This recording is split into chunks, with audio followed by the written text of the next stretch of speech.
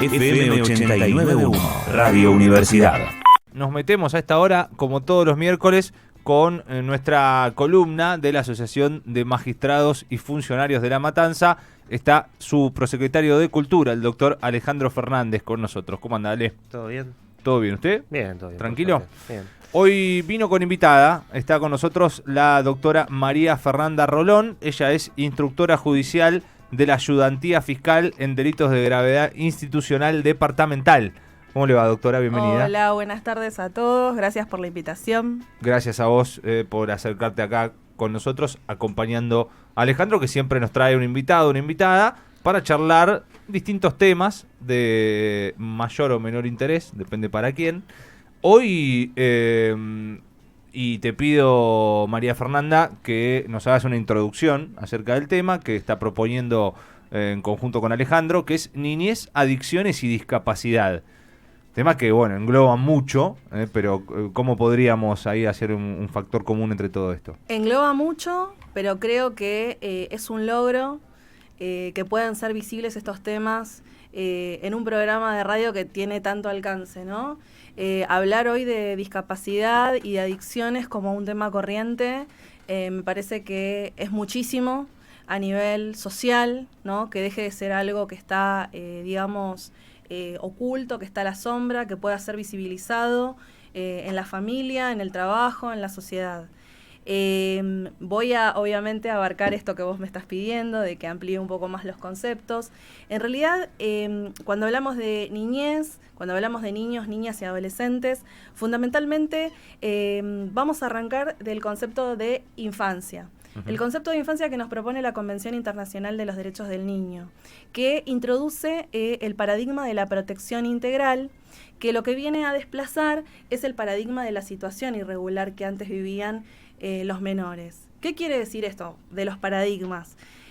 Cuando hablamos del paradigma de la situación irregular, antes los menores de edad no eran considerados sujetos de derecho, ¿sí? Eran considerados objetos de los que el sistema de justicia podía disponer. La figura del juez muchas veces era asimilada a la del buen padre de familia, y bajo esa figura, el juez podía de algún modo disponer en situaciones morales o materiales desde un lugar donde no había un límite. O sea, ponía una medida, quizás esa medida no tenía un plazo, las medidas se tomaban sin escuchar a los chicos, sin escuchar a los padres. Y cuando hablamos de un sistema de promoción, de un paradigma de protección integral, estamos hablando de que el Estado deja de ser como esta suerte de patrón, ¿sí? Y empieza a ser una suerte de promotor, ¿no? De los derechos y de las garantías que atañen a los niños, niñas y adolescentes. Y cuando me refiero a eso, hablo también de las políticas públicas, hablo de la salud, hablo de la educación, hablo de un montón de cosas, ¿no?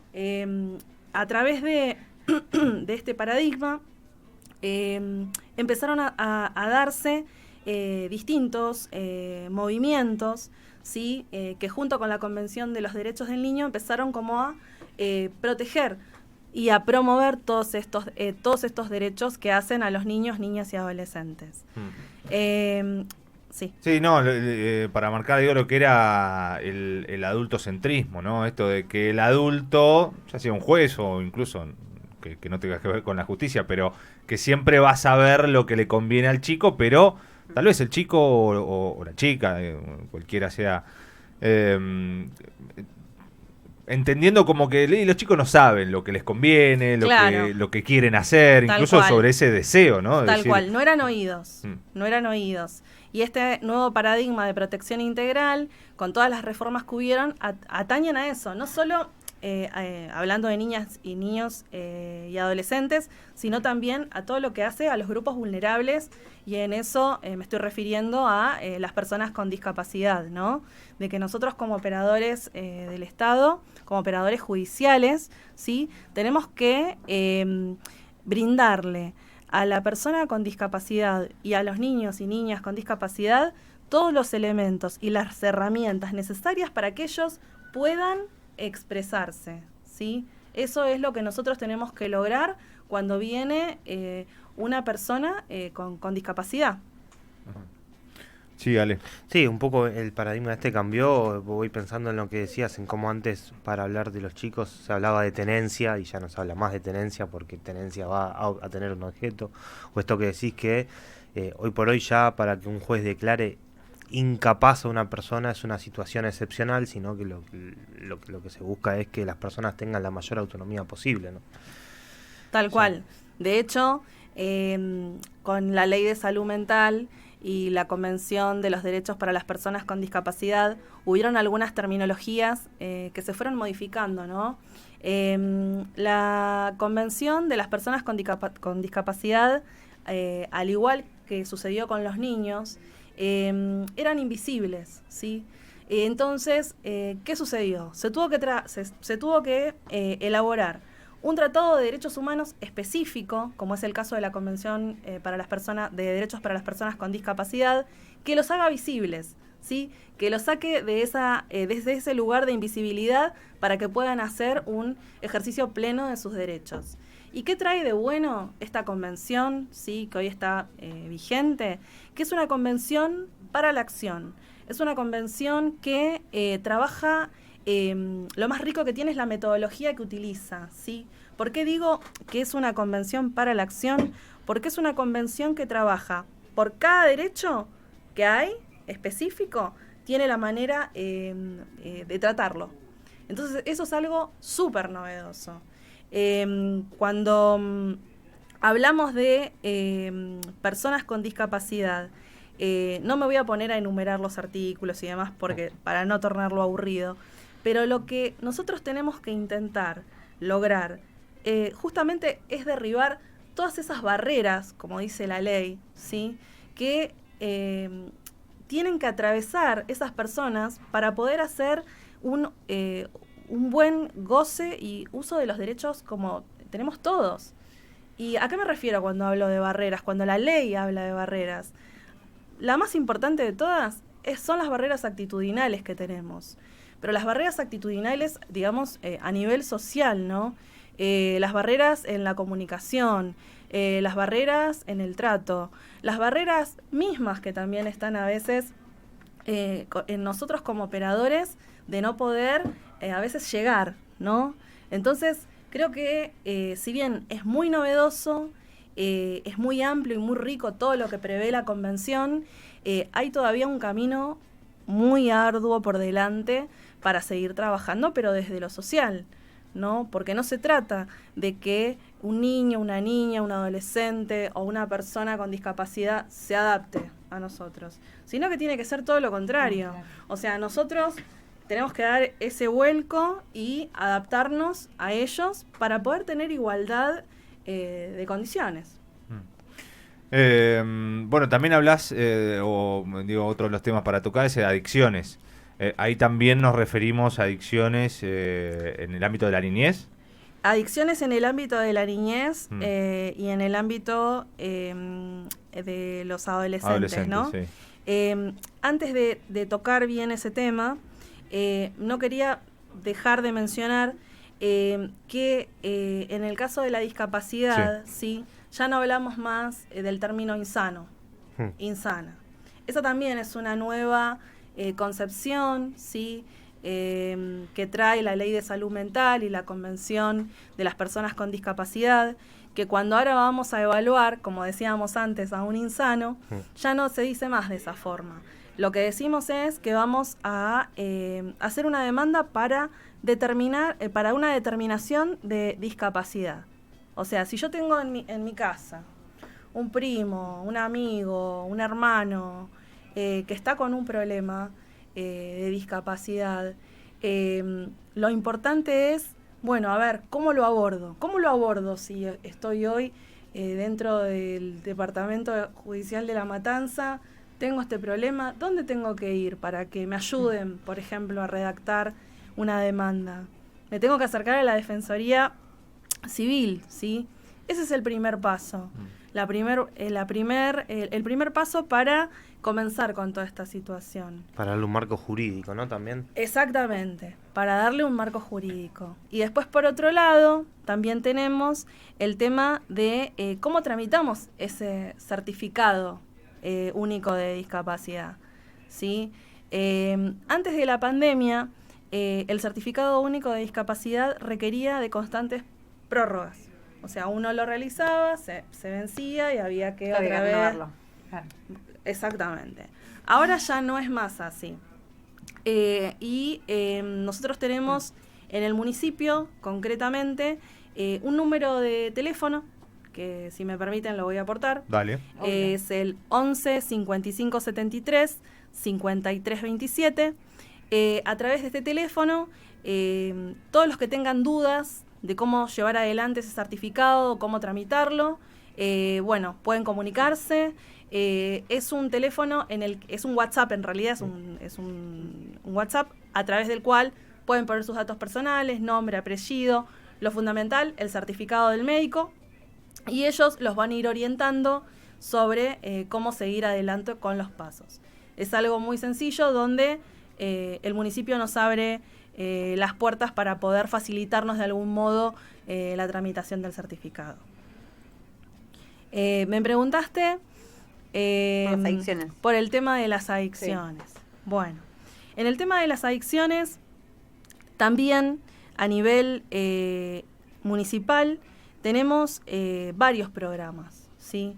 Que nos pueden dar una alternativa para poder quizá dar los primeros pasos cuando concretamente necesitamos una ayuda, ¿sí? Uh-huh. ¿Tiene que ser del entorno familiar también este tipo de comunicación? ¿Puede ser? ¿O no solamente de la persona que admite que necesita quizás ayuda? Por lo general se trata siempre de la familia. Y si no, localizando a la gente, por ejemplo, tenemos el programa En Bien Podés, que trabaja con chicos de 12 a 21 años, ¿sí? Y no se tratan solamente lo que tiene que ver con las adicciones a las drogas, ¿no? Sino que tratan varios tipos de adicciones. Hay una muy común en los jóvenes últimamente que salió como una problemática, es el tema de la adicción a los juegos. También. Las apuestas, ¿no? Como... Mira, cuando yo me estuve interiorizando y preparando el tema con los operadores me decían, bueno, tratamos sí adicciones. Me dice, adicción a las drogas, pero no solo ese tipo de adicción. Y me explicaban que es muy fácil poder acceder, que tenemos más de 24 sedes en el municipio, a través de las cuales, acercándonos, podemos completar un formulario, y en ese formulario, una vez completo, ya se empieza a trabajar con el joven o con el niño, ya se empieza a trabajar con la familia. Entonces tenemos como muchos accesos para poder dar respuesta, claro, ¿no? Y otro tema también importante en esto es que no solamente está este programa, sino que a través de las salas de salud pública que hay en los barrios está la red de salud mental. Entonces, bueno, tenemos a nivel municipal como otras alternativas para poder, trabajarlo, ¿no? Cuando se presentan esta clase de situaciones, por lo general, muchas veces desde lo social, ¿no? Se estereotipa mucho al chico que consume. Hay un concepto que nosotros manejamos mucho, que a la hora de poder evaluar esta clase de situaciones, que es la interseccionalidad, ¿no? Como operadores de la justicia. ¿A qué me refiero cuando hablo de interseccionalidad? Es como si nosotros tuviéramos enfrente, para explicarlo de una manera rústica, ¿no? Una cebolla. Entonces, ¿qué vamos haciendo? Vamos sacando capa a capa de esa cebolla, y cada una de esas capas en ese joven, en ese niño, en esa persona, refleja un aspecto. El aspecto social, el aspecto de su sexo, de su género, de su raza, de su cultura. Entonces, cuando llega una problemática así, a veces, en los casos de tenencia simple, estupefacientes y demás, uno tiene que abordarlo con esta perspectiva de interseccionalidad. O sea, no es solamente ver el aspecto del niño que está, o el adolescente que está caminando en un proceso, ¿no? Sino ver al sujeto como un todo, ver al niño como un todo, pero abarcando todas estas aristas, ¿no? Para poder llegar siempre a un resultado que sea bueno. Porque no nos olvidemos que estamos hablando de personas que están en constante formación. Entonces, nosotros como operadores lo que tenemos que hacer es buscar en los grupos interdisciplinarios y demás la manera de poder dar una respuesta a ese niño que ha infringido la ley, a esa familia y bueno, y buscar la mejor manera de poder ayudar. Totalmente. Por ir un poco repetir esto que decías de que la gente puede acercarse, ¿no?, a la Defensoría Civil, ya sea por un tema o por el otro, si es que quiere encuadrar jurídicamente esa situación para una determinación de capacidad jurídica, o incluso también que intervienen en temas de internaciones y que ahí se le da patrocinio jurídico gratuito, ¿no? Sí, eso también. Y tener en cuenta que hoy en día para todo, con la nueva reforma que hubo del Código Civil, se escucha a los chicos, ¿sí? O sea, parece que soy muy reiterativa en el tema, pero no puede dejar de tenerse en consideración la voluntad y la escucha. Claro. Es lo fundamental. En el caso de adicciones también, porque digo, son dos cosas muy distintas, ¿no? Una discapacidad y una adicción, en la manera o el tratamiento que puede llegar a tener. Siempre, si bien vos decís se escucha, ¿hay un trato distinto también ahí? Y hay estamos hablando, primero, cuando estamos hablando de una adicción y de gente y de personas que están en desarrollo, menores de edad, estamos hablando de una condición de una doble vulnerabilidad, ¿sí? Porque por un lado tenemos una persona que está transitando una adicción de la que no es fácil a veces visibilizarlo para un adulto, mucho menos a veces es para un chico. Entonces, por eso hice tanto hincapié en el trabajo interdisciplinario, ¿no? Porque el trabajo interdisciplinario lo que hace es, tenemos la mirada del psicólogo, tenemos la mirada del asistente social, tenemos la mirada del médico y bueno, a ver, ¿y con qué podemos trabajar? ¿Cómo podemos ayudar? ¿Qué tratamiento podemos hacer para salir de esta situación? Porque acá no estamos hablando de tramitar un certificado, No, claro, ni mucho menos, sino en dar herramientas para que esa persona pueda salir adelante.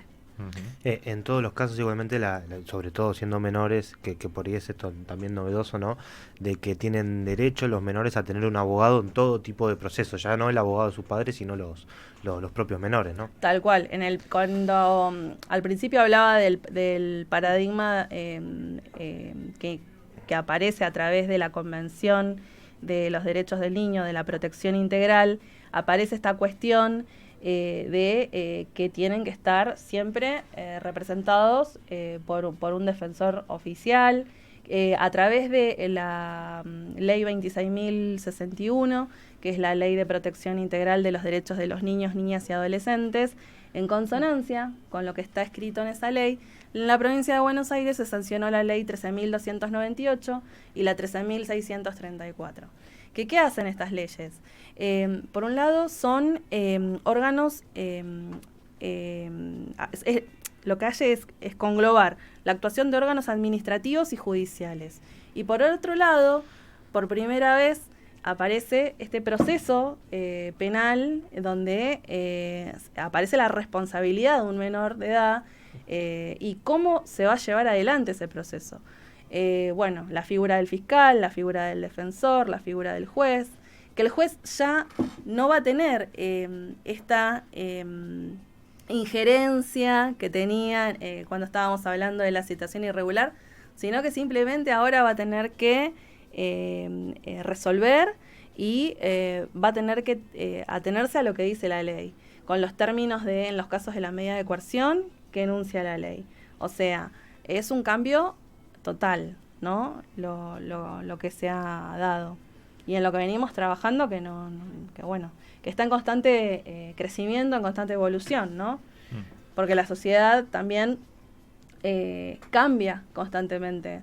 Sí, O y sea, sobre todo lo que hemos visto en los últimos años con tema Ley Micaela, digo, que se va adaptando en la cuestión de género, en este caso también con la cuestión de las infancias. Tal cual. Y todo eso también cuesta, ¿no? Me imagino para... La perspectiva de la infancia, tener claro. perspectiva de infancia, tener perspectiva de discapacidad, tener perspectiva de género. Y, por ejemplo, esto que vos me estás refiriendo, en el caso de las niñas, es muy invisible el término niña en muchas letras de la ley. Hay como una doble invisibilidad. Como pasaba cuando les dije con el tema de la discapacidad, hay una doble invisibilidad. Primero por una cuestión de género. Exacto. Y después, en el caso de las niñas discapacitadas también. Porque no es que hay algo específico que hable de eso. Tenemos la CEDAW y demás, sí, que es mucho más amplia, pero no hablamos de algo tan específico como las niñas, ¿no? Como esta cuestión de invisibilidad que se ha dado con ellas. En esto que me estás hablando de tener en cuenta de las perspectivas y demás. Sí, justamente ahora te iba a consultar no lo estoy encontrando, pero hay un proyecto que tiene que ver con eso, con la capacitación a todos los poderes del Estado acerca de las personas con discapacidad. Sí, hay un proyecto de eso. Al igual que